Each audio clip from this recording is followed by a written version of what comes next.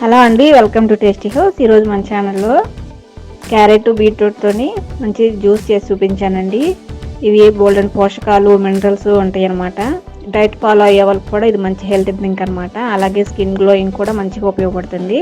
ఎలా తయారు చేసుకోవాలో ఇంక వీడియోలోకి వెళ్ళిపోయి చూసేద్దామండి. ఇక్కడ నేను ఒక చిన్న సైజు యాపిల్ని ఇలా చిన్న చిన్న ముక్కలుగా కట్ చేసి వేసుకున్నాను. అలాగే కొన్ని బీట్రూట్ ముక్కలు కూడా తీసుకున్నాను. ఈ బీట్రూట్లో కూడా ఫైబరు అవన్నీ ఉంటాయి కదండి, అందరికీ తెలిసిందే బీట్రూట్ కూడా ఎంత హెల్తీగా ఉంటుందో. అలాగే దీంట్లో కొన్ని కీరా దోసకాయ ముక్కల్ని ఇలా సన్నగా కట్ చేసి తీసుకున్నాను. అలాగే కొన్ని క్యారెట్ ముక్కలను కూడా సన్నగా కట్ చేసి తీసుకున్నానండి. అలాగే దీంట్లో చిన్న బెల్లం గడ్డ వేస్తున్నాను. ఇక్కడ ఎలాంటి షుగర్ యూజ్ చేయట్లేదు. బెల్లంలో కూడా ఐరన్ ఉంటుంది కాబట్టి బెల్లం తీసుకున్నాను. అలాగే కొన్ని బాదం పప్పులు వేసుకున్నానండి. ఒక చిన్న నిమ్మ చెక్క తీసుకొని పిండుకున్నాను. అలాగే ఒక 1 గ్లాస్ వరకు కోకోనట్ వాటర్ తీసుకున్నానండి. ఈ కోకోనట్ వాటర్లో కూడా మినరల్స్ అనేవి ఉంటాయి కాబట్టి నేను ఇవి తీసుకున్నాను. మార్నింగ్ మంచి హెల్త్ డ్రింక్ అండి ఇది. అంతే. అలాగే ఒక 2 టేబుల్ స్పూన్లు తేనె వేసుకున్నాను. తేనె ఇష్టం లేకపోతే కనుక మీరు స్కిప్ చేసుకోవచ్చు, వేసుకుంటే టేస్ట్ అనేది బాగుంటుందని వేసాను. ఇవన్నీ ఇలా బ్లెండ్ చేసుకుని ఇక్కడ ఈ జ్యూస్ని ఇంకా ఎలాగ వడకట్టుకోవాల్సిన అవసరం లేదండి. చాలా స్మూత్గా చేసుకున్నాం కాబట్టి ఇంకా వడకట్టుకోవట్లేదు. మీరు ఒకవేళ వడకట్టుకోవాలనుకుంటే కనుక వడకట్టుకోండి. ఇంతే అండి, సింపుల్గా ఉంది. చూసారు కదా, మంచి హెల్త్ డ్రింక్, స్కిన్ గ్లోయింగ్ కూడా మంచిగా ఉంటుందండి. తప్పకుండా మీరు కూడా ట్రై చేయండి.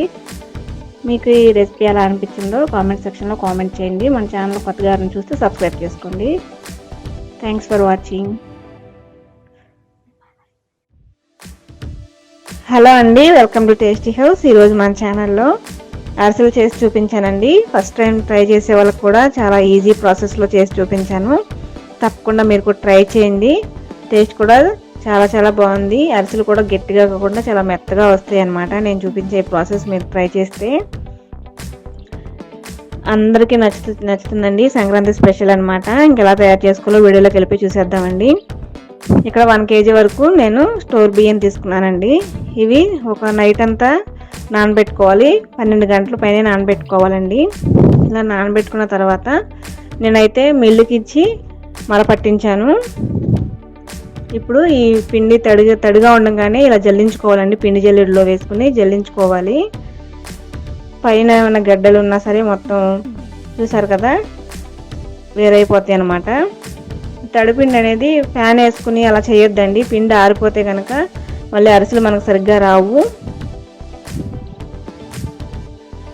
చూసారు కదా, పైన ఉండలుగా వచ్చినాయి కదా, ఇవన్నీ సపరేట్ చేసేసుకోవాలి. ఈ విధంగానే నేను కేజీ బియ్యం తీసుకున్నాను కదా, ఆ పిండి అంతా కూడా ఇలా జల్లించేసుకున్నానండి. జల్లించుకున్న తర్వాత ఇలా చేతితో ఒత్తుకోవాలన్నమాట. ఇలా ఎందుకు ఒత్తుకోవాలంటే పిండి అనేది ఆరిపోకుండా ఉంటుంది. అలా వదిలేస్తే కనుక తొందరగా ఆరిపోతుంది. మనం బెల్లం పాకం అది ప్రిపేర్ చేసుకున్నప్పుడు ఇలా ఆరిపోతుంది అనమాట. ఇలా గట్టిగా ఒత్తేసుకున్న తర్వాత దీనిపైన ఏదైనా మూత పెట్టుకుని లేదా ఏదైనా క్లాత్ కానీ కప్పుకొని పక్కన పెట్టేసుకోవాలి. ఇక్కడ నేను 1 కేజీ బియ్యానికి 750 గ్రాములు బెల్లం తీసుకున్నానండి. అంటే ముప్పావు కేజీ అనమాట.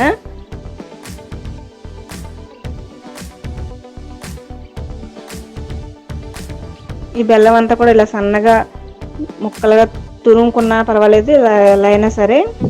చూసారు కదా, ఈ విధంగా వేసుకుని ఒక 1/2 గ్లాస్ వరకు వాటర్ యాడ్ చేసుకుని ఈ బెల్లం అంతా కరిగిపోయే వరకు, పాకం వచ్చే వరకు కూడా కరిగించుకోవాలండి.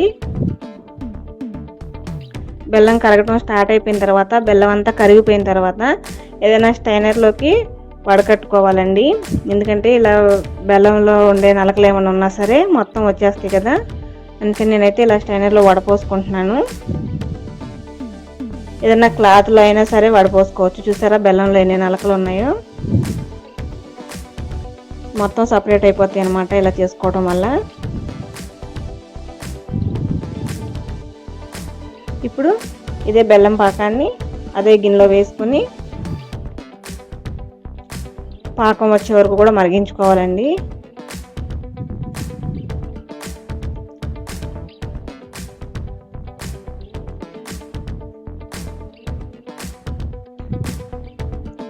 ఇక్కడ హై ఫ్లేమ్లో పెట్టుకుని చేసుకోవచ్చు ప్రాసెస్ అంతా కూడా. బెల్లం అయితే మరిగింది కదా, ఈ బెల్లం మరుగుతూ ఉండగానే మనం పాకం అనేది ప్రతి 2 నిమిషాలకు ఒకసారి చెక్ చేసుకుంటూ ఉండాలండి. పాకం అనేది మనకు ఉండ పాకం లాగా రావాలన్నమాట. కొద్దిగా వాటర్లో వేసుకుని చెక్ చేసుకుంటూ ఉండాలి. ఇప్పుడే వేసాం కాబట్టి ఇక్కడ పాకం అయితే రాలేదు. ఇలా ప్రతి 2 నిమిషాలకు ఒకసారి చెక్ చేసుకోవాలి.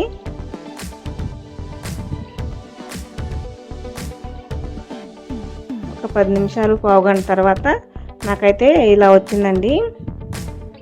చక్కగా ఉండపాకం లాగా వచ్చింది.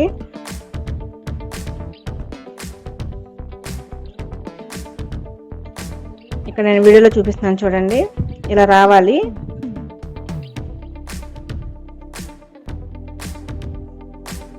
బెల్లం పాకం అంతా కూడా ఇలా వస్తే మనకి ఈ పాకం అనేది పర్ఫెక్ట్గా వచ్చినట్టండి. ఇదే గుర్తు మనకి.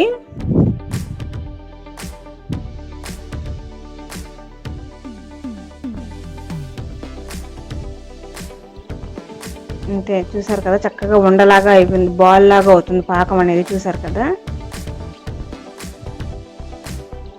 ఇలా అయితే మనకి పాకం వచ్చేసినట్టే. ఇక్కడ చూపిస్తున్నాను చూడండి, చాలా పర్ఫెక్ట్గా వచ్చిందండి. ఇప్పుడు దీంట్లో కొద్దిగా యాలకుల పొడి వేసుకుంటున్నాను. ఇది వేసిన తర్వాత ఫ్లేవర్ అయితే చాలా బాగుందండి, స్మెల్. ఇది కూడా వేసుకుని ఒకసారి మొత్తం కలుపుకున్న తర్వాత ఇక్కడ స్టవ్ని సిమ్లో పెట్టేసుకొని పిండి కలుపుకోవాలండి. ఇప్పుడు మనం ముందుగా పిండి జల్లించి పెట్టుకున్నాం కదా, ఈ పిండిని కొద్దిగా వేసుకుంటూ కలుపుకోవాలి.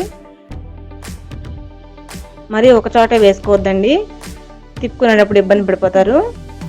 కాబట్టి ఇలా బెల్లం పాకంలో మొత్తం ఇలా వేసుకొని కొద్దిగా వేసుకుంటూ కలుపుకోవాలి. ఇంకొకరు సహాయం ఉంటే మనకి ఈ ప్రాసెస్ అనేది కొద్దిగా ఈజీగా ఉంటుంది.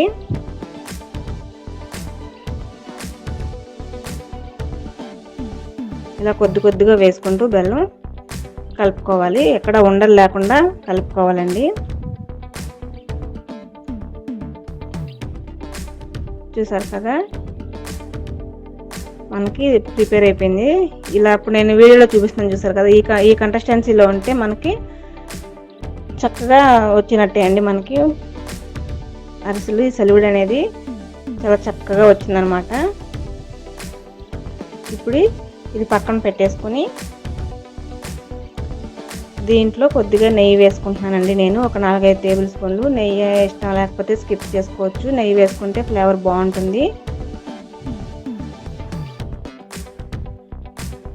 నెయ్యి కూడా వేసుకున్న తర్వాత ఒకసారి మొత్తం కలుపుకోండి. ఈ కన్సిస్టెన్సీలో ఉన్నప్పుడు మనం స్టవ్ ఆఫ్ చేసుకుంటే అండి చల్లారే కొద్ది సలివిడి అనేది కొద్దిగా గట్టి పడుతూ ఉంటుంది కాబట్టి మనకి సరిపోతుంది అనమాట.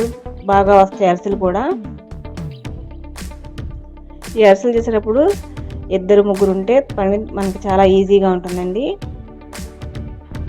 ఇక్కడ ఇప్పుడు చేతులకి కొద్దిగా ఆయిల్ రాసుకొని మనం ముందుగా ప్రిపేర్ చేసుకున్న ఈ సలివిడిని చిన్న బాల్స్ లాగా చేసుకుని ఒత్తుకోవాలి.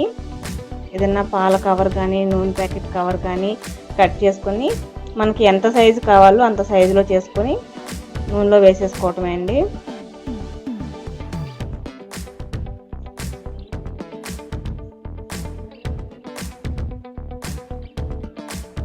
ఇది నూనెలో వేయంగానే గరిటె పెట్టి తెప్పొద్దండి, పైకి తేలిద్ది, చక్కగా పొంగిద్ది అనమాట. ఇలా పొంగినప్పుడు ఇలా గరిటెతోనే ఒత్తుకోవాలి. గరిటెతో ఒత్తుకున్నా పర్వాలేదు, లేదా అరిసెలు ఒత్తుకునే చెక్కలు సపరేట్గా ఉంటాయి కదండి, దాంతో అయినా పర్వాలేదు. ఇలా గట్టిగా ఒత్తుకున్నా సరిపోతుందండి. మనకు అరిసెలు అనేది పర్ఫెక్ట్గా మంచి కలర్ వచ్చిందండి, చాలా బాగా వచ్చింది. దీంట్లో మీకు నువ్వులు కావాలంటే నువ్వులైనా యాడ్ చేసుకోవచ్చు, లేదు ప్లెయిన్ కావాలంటే ఎలా అయినా సరే అండి. పాకంలోనైనా యాడ్ చేసుకోవచ్చు నువ్వులు, లేదా మనం సలివిడికి చేసుకునేటప్పుడైనా యాడ్ చేసుకోవచ్చు అండి, ఎలా అయినా సరే. ఇంతే అండి, చూసారు కదా, చాలా సింపుల్గా అనిపించింది అనుకుంటున్నాను. మీ అందరికీ నచ్చుతుంది అనుకుంటున్నాను. మీరు కూడా ఈ రెసిపీ ట్రై చేసి మీకు ఎలా కుదిరిందో కామెంట్ సెక్షన్లో కామెంట్ చేసేయండి. హలో అండి, వెల్కమ్ టు టేస్టీ హౌస్. ఈరోజు మన ఛానల్లో రెసిపీ బొంబాయి రవ్వతో ఒక స్నాక్ ఐటెం చేసి చూపించానండి. పిల్లలు ఈవినింగ్ స్కూల్ నుంచి వచ్చేసరికి ఇలా చేసి పెట్టిన, మార్నింగ్ అయినా సరే వాళ్ళ స్నాక్స్ బాక్స్లో ఎలా పెట్టాలన్నా కూడా 10 నిమిషాల్లో ప్రిపేర్ చేసుకోవచ్చు అనమాట. బొంబాయి రవ్వ ఒకటి ఉంటే చాలు, చాలా సింపుల్గా 10 నిమిషాల్లో ప్రిపేర్ చేసుకోవచ్చు. ఎలా తయారు చేసుకోవాలో ఇంక వీడియోలోకి వెళ్ళిపోయి చూసేద్దామండి. ముందుగా స్టవ్ వెలిగించి ఒక ప్యాన్ పెట్టుకుని దీంట్లో ఒక 100 ml వరకు నేను వాటర్ యాడ్ చేసుకున్నానండి. దాంట్లో కొద్దిగా ఒక చిటికెడు వరకు సాల్ట్ యాడ్ చేసుకున్నాను. అలాగే 3 టేబుల్ స్పూన్ షుగర్ యాడ్ చేశానండి.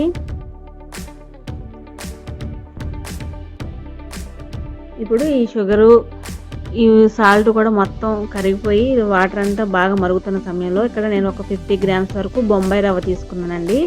ఆ బొంబాయి రవ్వని ఇలా కొద్దిగా గెరిటితో కలుపుకుంటూ కొద్దిగా వేసుకోండి. ఒకేసారి వేసుకుంటే ఉండలు కట్టేస్తుంది, ముద్దగా గట్టిగా అయిపోతుంది అనమాట. ఇలా కొద్దిగా వేసుకుంటూ ఇలా కలుపుకోండి నేను వీడియోలో చూపిస్తున్న విధంగా.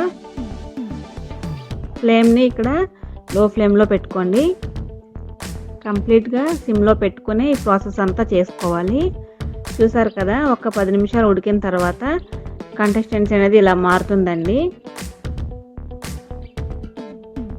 ఇక ఈ స్టేజ్లో ఉన్నప్పుడు మీరు స్టవ్ ఆఫ్ చేసేసుకోవచ్చు. ఇంకొద్దిగా చల్లారితే ఇంకొంచెం గట్టిగా అవుతుంది కాబట్టి ఈ స్టేజ్లో స్టవ్ ఆఫ్ చేసేసుకోండి. ఇది కంప్లీట్గా చల్లారిపోయిన తర్వాత నేను ఇక్కడ వీడియోలో చూపిస్తున్నాను, చూసారు కదా, ఈ విధంగా గట్టిగా ప్రెస్ చేసుకుంటూ కలుపుకోండి. మొత్తం సెమీ సాఫ్ట్గా అయిపోయేలాగా కలుపుకోవాలన్నమాట.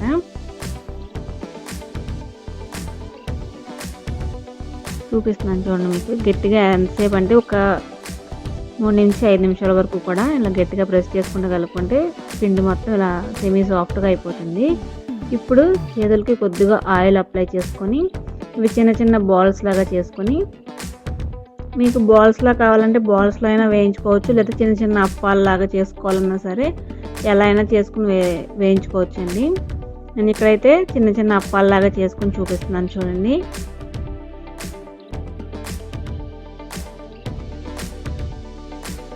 చూసారు కదా, చిన్న అప్పాలలాగా చేసుకొని ఇవన్నీ ఒక ప్లేట్లోకి తీసుకొని పక్కన పెట్టేసుకోవాలండి. ఇప్పుడు స్టవ్ వెలిగించి ఇంకొక ప్యాన్ తీసుకొని దాంట్లో డీప్ ఫ్రైకి సరిపడా ఆయిల్ వేసుకొని ఇలా మనం ముందుగా చేసి పెట్టుకున్నాం కదా అప్పాలలాగా అవన్నీ ఒక్కొక్కటిగా వేసుకోవాలండి. ఆయిల్ వేడయ్యే వరకు హై ఫ్లేమ్లో పెట్టుకొని ఆయిల్ ఎప్పుడైతే హీట్ అయింది అనుకున్న తర్వాత బాగా మరిగింది అనుకున్నప్పుడు ఫ్లేమ్ని లో ఫ్లేమ్లో పెట్టుకొని ఇలా గోల్డెన్ బ్రౌన్ కలర్ వచ్చే వరకు వేయించుకోవాలండి. 2 వైపులా టర్న్ చేసుకుంటూ వేయించుకోవాలి. ఇవి హై ఫ్లేమ్లో పెట్టుకుని ఒకేసారి వేయించుకుంటే విడిపోయే ఛాన్సెస్ ఉంటుంది కాబట్టి ఇలా లో ఫ్లేమ్లో పెట్టుకునే వేయించుకోండి. కొద్దిగా టైం పడుతుంది ఇవి వేగటానికి. ఇలా ఇప్పుడు వేగిన తర్వాత గోల్డెన్ బ్రౌన్ కలర్లో వేగిన తర్వాత సర్వింగ్ ప్లేట్లో తీసుకుని సర్వ్ చేసుకోవటమేనండి. ఇవి చల్లారిన తర్వాత చాలా క్రిస్పీగా ఉంటాయి అన్నమాట. పిల్లలకి బాగా నచ్చుతుంది. పిల్లలకే కాదండి, పెద్దోళ్ళకైనా సరే మంచిగా బాగా నచ్చుతుంది అనమాట. తప్పకుండా మీరు ట్రై చేయండి. మీరు ట్రై చేసిన తర్వాత ఈ రెసిపీ మీకు ఎలా వచ్చిందో నా కామెంట్ సెక్షన్లో. హలో అండి, వెల్కమ్ టు టేస్టీ హౌస్. ఈరోజు మన ఛానల్లో రెసిపీ నేను బ్రెడ్తో ఒక డిజర్ట్ అయితే చేసి చూపించానండి. చాలా సింపుల్గా చేసుకోవచ్చు. ఎప్పుడైనా ఫ్రెండ్స్ వచ్చినా అప్పటికప్పుడు పిల్లలు ఏదైనా స్వీట్ అడిగినా ఇలా చాలా క్విక్గా చేసి పెట్టేయచ్చు అనమాట. ఎలా తయారు చేసుకోవాలో చూపించేస్తానండి.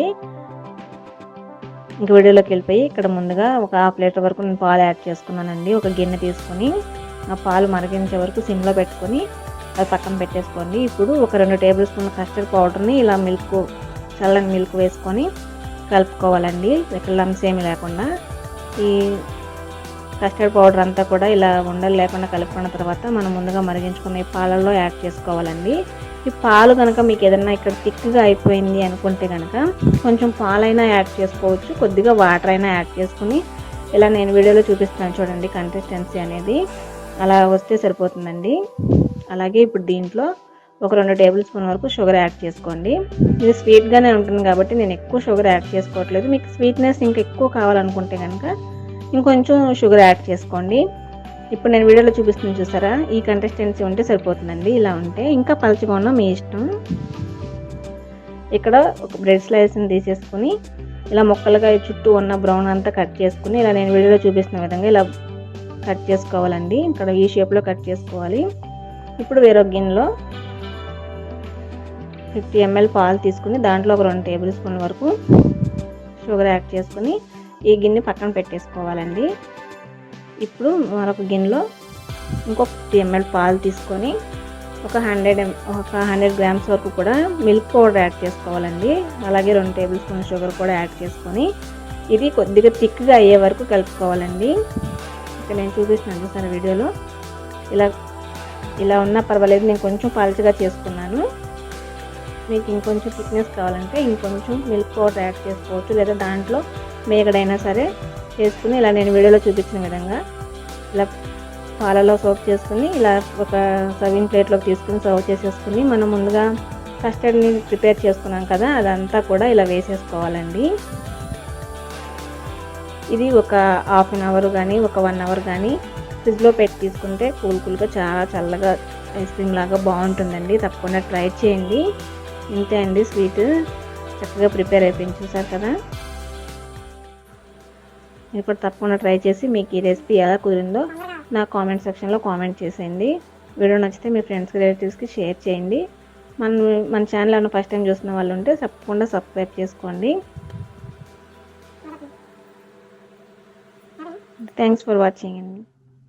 హాయ్ హలో అండి, వెల్కమ్ టు టేస్టీ హౌస్. ఈరోజు మన ఛానల్లో రెసిపీ టమాటా బాత్ చేశారండి. టమాటా బాత్ అనేది అందరికీ తెలిసిందే, కాకపోతే ఒక్కొక్కళ్ళు ఒక్కొక్క స్టైల్లో చేస్తూ ఉంటారు కదా. నేనైతే నా స్టైల్లో చేసి చూపించాను. మీరు కూడా తప్పకుండా ట్రై చేయండి. ఇది వామో ఉప్మా అనే వాళ్ళందరూ మీరు ఇలా చేసి పెడితే వావ్ ఉప్మానా అంటారనమాట. అంత టేస్టీగా ఉంటుంది. అంతే సింపుల్గా కూడా చేసుకోవచ్చు అనమాట. మరి ఇంకేం ఆలస్యం, ఎలా తయారు చేసుకోవాలో వీడియోలోకి వెళ్ళిపోయి చూసేద్దామండి. ముందుగా ఇక్కడ స్టవ్ వెలిగించి ఒక ప్యాన్ పెట్టుకొని 3 టేబుల్ స్పూన్ ఆయిల్ యాడ్ చేస్తున్నానండి. నేను ఈ ఆయిల్ ప్లేస్లో నెయ్యి అయినా వేసుకొని చేసుకోవచ్చు.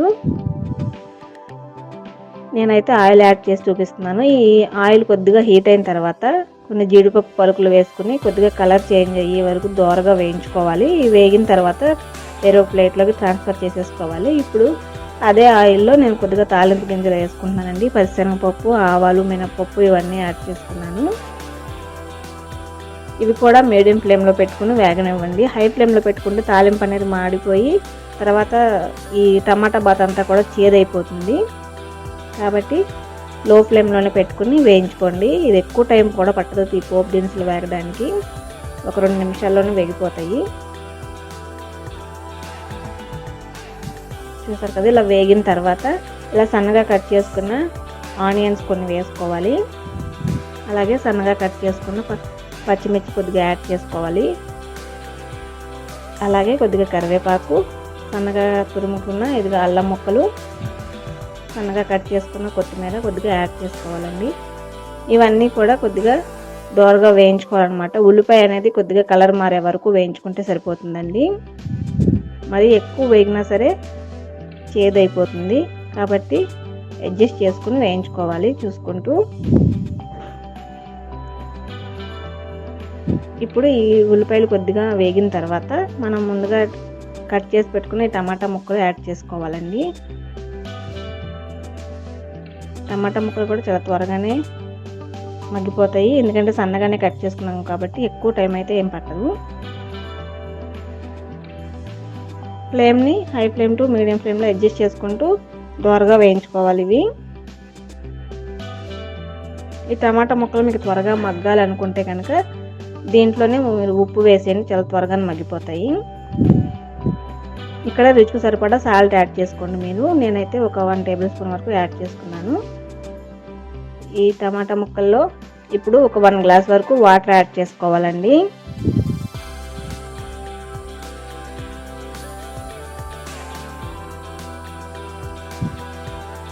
ఇప్పుడు దీంట్లో ఒక చిటికెడు పసుపు వేసుకుంటున్నాను నేను, కలర్ కోసం అనమాట. కలర్ బాగుంటుందని చెప్పి. మీకు ఇష్టం లేదు అనుకుంటే కనుక ఈ పసుపు అనేది స్కిప్ చేసేసుకోవచ్చు.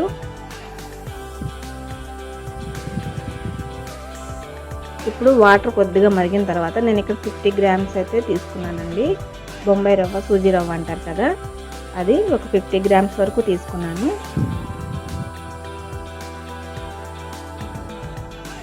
అది ఇలా ముందుగా రవ్వ దోరగా వేయించుకొని పక్కన పెట్టేసుకున్నానండి నేను.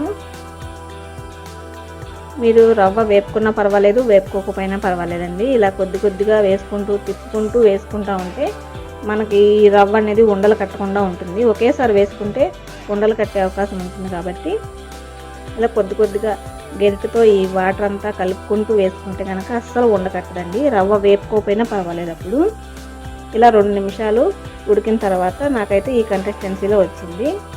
ఇలా ఉడికితే మనకి ఇంకా అయిపోయినట్టే, స్టవ్ ఆఫ్ చేసేసుకోవడమే అండి. ఇంతే అండి, టమాటా బాత్ చేసుకోవడం చాలా సింపుల్.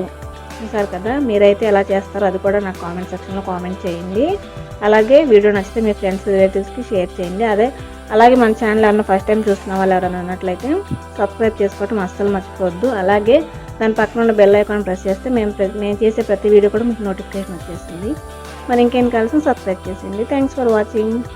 You all bye.